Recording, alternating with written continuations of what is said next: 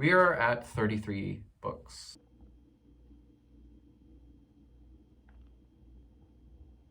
Hello. I'm so sorry if you've seen an iteration of this fit. It is currently 1 p.m., a Sunday. Weather is great. Gonna go to this cafe near my apartment, but I'm pretty sure it's like full. It's busy. I'm pretty sure it's busy. It's coffee time. Also, it's like really small.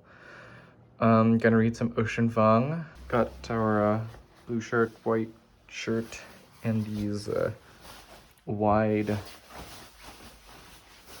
nylon slacks with this like cute belt. Look at that. Woo. Yeah, gonna keep it pretty basic. Got my iPad and things in here. Studious. Yes. Let's go.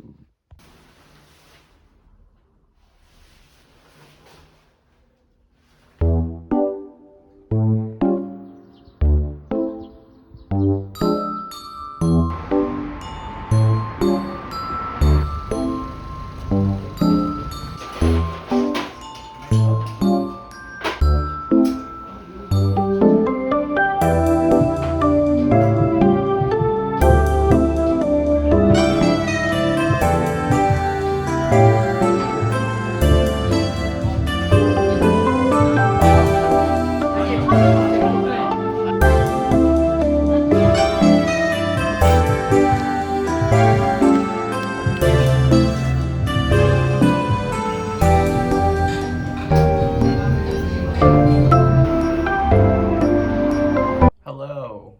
Updates. So this is mega coffee, and like a large ice Americano is Itonon, which is roughly like about a little less than $2. But this is the honey one, which I think is like basically honey syrup or like sweet syrup. This is my go-to jam. We finished this. Oh my god. The immense black hole that formed in my heart in a tiny espresso bar. I had 2 espressos and a latte, an iced latte. And reading this, oof, oof, big oof. I don't even know where to begin. Time is a Mother, Ocean Vuong, written after his mother's passing.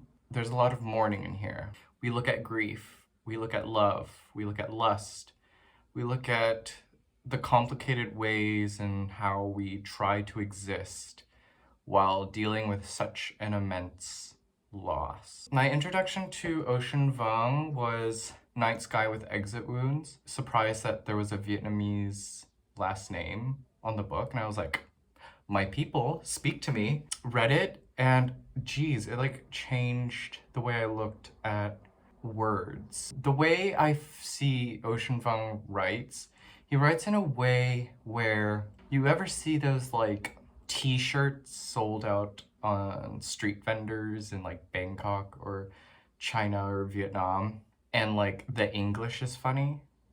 Ocean Vuong writes poetry like that, but in such a poetic beauty that I never imagined words could be put together or strung together like that. And it just creates this interesting and complex relationship between language and meaning. And I feel like Night Sky with Exit Wounds focused mostly on the Vietnamese language, wordplay, rhythm, all strung together within the Vietnamese identity. You see a bit of it in here, but this is definitely more about what language means after all of that understanding, even though the understanding has not yet been understood. If that makes any sense. Let me pull out some passages that spoke out to me. Usually for poetry books, I do annotate, but this is like, sorry, major flex, but a signed copy. Yes, we got a signed copy. Yeah, so I didn't want to write in this. This is like precious. And the bookshop that sold this to me, like library bound it. Absolutely gorgeous. Okay, also, is anyone finding it helpful that for Apple users here, that iOS has that thing where in a picture you can like highlight text and copy and paste it?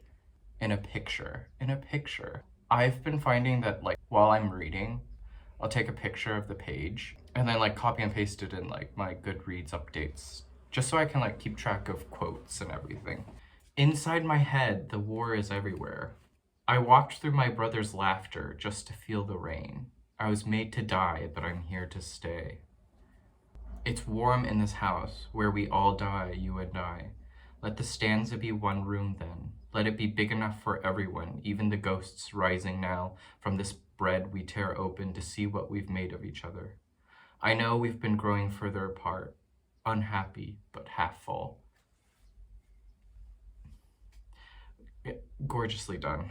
Oh, the wall, the shadows of their erections fall, then rise. We are rare in goodness, and rarer still in joy. Oof. There was a bit of, I wouldn't say eroticism. I wouldn't say lust, but sort of the, I want to say like panicked acts of love in motion, or love that feels absolutely necessary because one is grieving so much. Just to be able to touch a body, the immediate reaction one feels, the hug you have to pull yourself into after you hear the news of like your mother passing away, anything like that, any major sense of loss. And it reminds me a lot of my first time reading Joan Didion's The Year of Magical Thinking. Just this almost feels like this biblical text, or this like savior text that understands your pain and is able to write it in a way where you feel so much better. Like there is hope, like an immense sense of hope after reading a work like that. Yeah, I felt the same way with Time is a Mother. And honestly, probably, are we in the 20th century or the 21st? Whatever century we're in, important poet right here. Asian American, Vietnamese, not enough Vietnamese literature out there. Poets, poetry that has like hit mainstream that isn't Rupi Kaur, you know what I mean? Poetry that is intensely important for the world and rich in ethos. It's astounding what Ocean does. Can I continue? The night's worth of dust on his upper lip. I just loved that image. By time at last pungent scent of ghosts you said you named me after a body of water, 'cause it's the largest thing you knew after God. And then I'm going to read you my favorite part. I feel like the strongest poem is this almost incredible letter written to his mother. And I think it's the longest piece as well in terms of number of pages, called Dear Rose. And it's almost like this letter to his mother that he wants her to read. And we know that On Earth We're Briefly Gorgeous is a letter that is written to his mother that she cannot read because it is written in English and she can't read. And it's almost this like, it's set up to fail. But here, beyond success and beyond failure, the narrator of the poem doesn't just want to be read.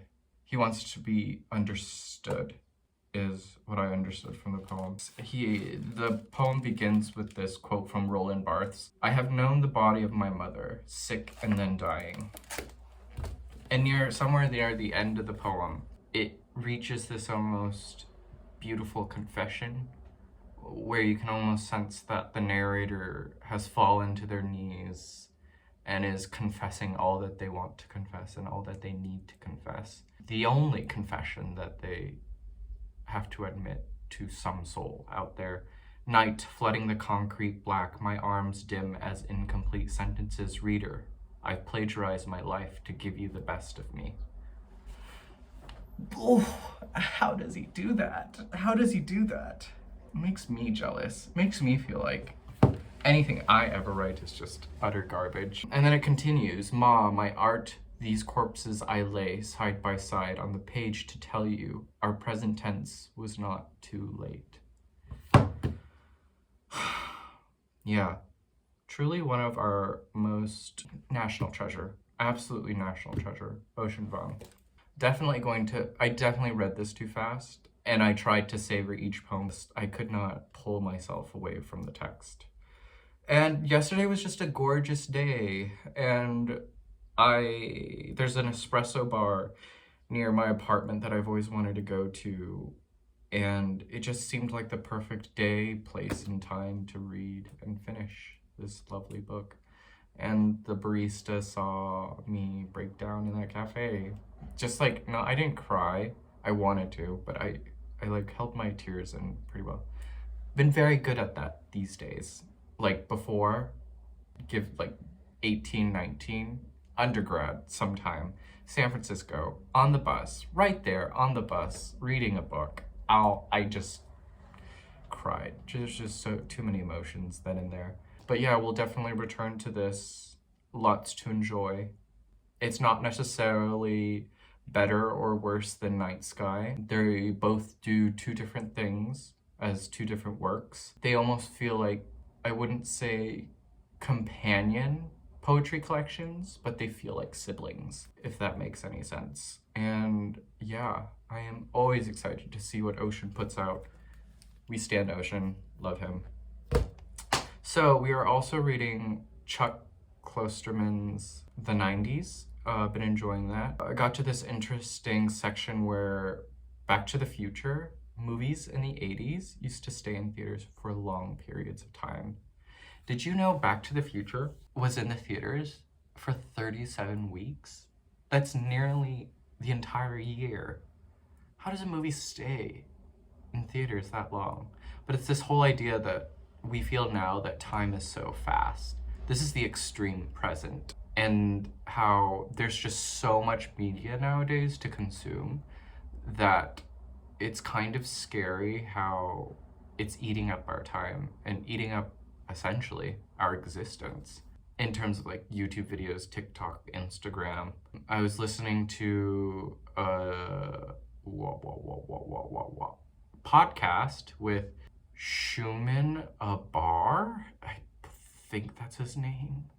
He recently put out this book with Douglas Coupland and Hans Ulrich Obrist, and it's about the extreme present and how much of our lives are trapped within this like metaverse. Not really, but it's heading there. And they made an interesting note how if you counted how many times that you had to stare at like waiting for updates, or like that color wheel of death for Apple users out there, just that if you added up all the minutes, hours, whatever, and how long you'd have to wait for updates to finish, it'd like take up 3 months of your life. That's so crazy to think about. Like 3 months of your life just spent watching and waiting for updates. Isn't that incredibly sad? Where was I going with this thought? Also, I have you know that I didn't go to bed until like 2 a.m. last night because those espressos yesterday, the espresso bar, so good.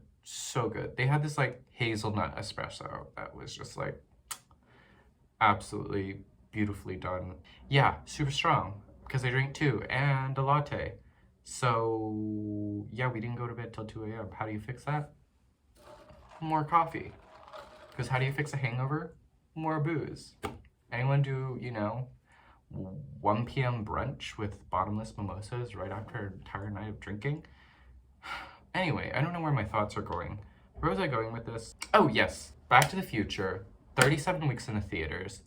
And this whole idea where people's way of cataloging art or access to art was through video stores, for the most part, for most people who consumed media.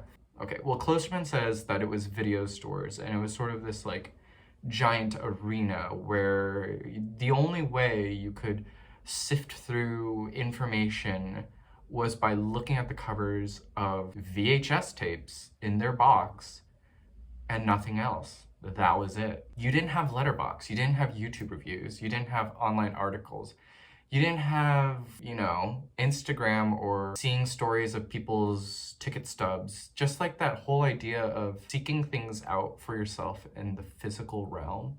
People relied on that for, quite an interesting amount of time. And now it's talking about Tarantino and how he literally saw every single movie. And yeah, I am enjoying this book. It speaking to the now, very much so. But I didn't feel like bringing my iPad today, so we started Cold Enough for Snow by Jessica Au. Very slow, very quiet, peaceful, serene. I am enjoying this. We have a mother and a daughter who go to Japan and sort of just understand each other. I just got through this beautiful passage about looking at art and not understanding it. I'm sorry, I keep looking up, not at you. Not everything's about you, because I am worried about the time. We're at 18 minutes already, and I have to edit this footage and make sure. My camera has been not friendly to me about keeping my... What am I trying to say? My phone's been shitty, is what I'm trying to say, about data and space on my phone. Can I get to this passage, please, Nathan? Jesus. I said that sometimes I too did not understand what I saw in galleries or read in books, though I understood the pressure of feeling like you had to have a view or opinion, especially one that you could articulate clearly, which usually only came with a certain education. This, I said, allowed you to speak of history and context, and was in many ways like a foreign language. For a long time, I had believed in this language, and I had done my best to become fluent in it, but I said that sometimes, increasingly often in fact, I was beginning to feel like this kind of response too was false, a performance, and not the one I had been looking for. Sometimes I looked at a painting and felt completely nothing. Or if I had a feeling, it was only intuitive, a reaction, nothing that could be expressed in words. And I think, in a sense, this is what that is, where a work is just itself and there are feelings. And I'm enjoying that. I'm just sort of sifting through these feelings of our narrator who doesn't, or I haven't gotten there yet, but is trying to understand her mother, and it's not working, and there's just so much patience. And you have to form a patience while reading this book. Yes, been enjoying it. Good stuff. Am I gonna go to bed at 2 again? Probably. Does anybody have a summer reading list? I'd like to see what that is. I think I'll do a video on that maybe. I pretty much have my summer reading list set up. I also need to get out of the habit of reading what other people are reading, but I'd also want to be part of the club, guys. Hello. But I need to have this like better balance of like new books and old books. And I feel like I haven't been doing a very good job of that. Also, I feel like if you read too many new books, you get stuck in this like kind of language that's just the same, and it becomes tiring. Fatigue of the now. Thanks for listening to me ramble about Ocean Vuong. Please read it. Important poet. Very, very important. If you are experiencing loss, I highly recommend this.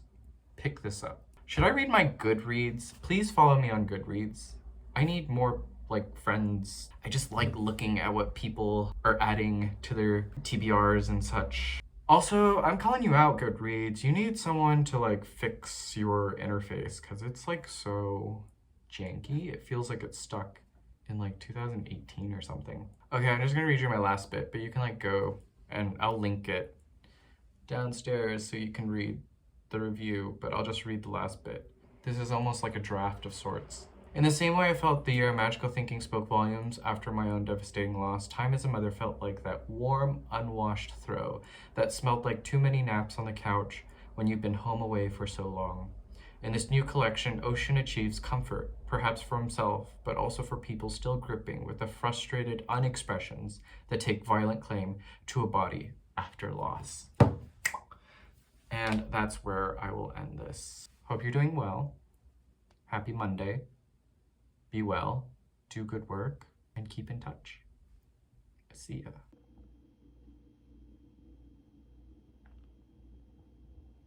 I am like so caffeinated that I want to buy stuff, and I really shouldn't. But I haven't gotten an ARC for the new Tessa Moshfegh, and I'm really sad about that, and I don't know why, because I real good reviews. And I also haven't gotten my ARC. I'm still waiting on that ARC for Liarmouth by John Waters. And I don't think I'm gonna get either of them.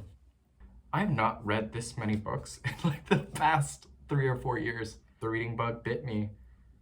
I'm back on my game. We are at 33 books.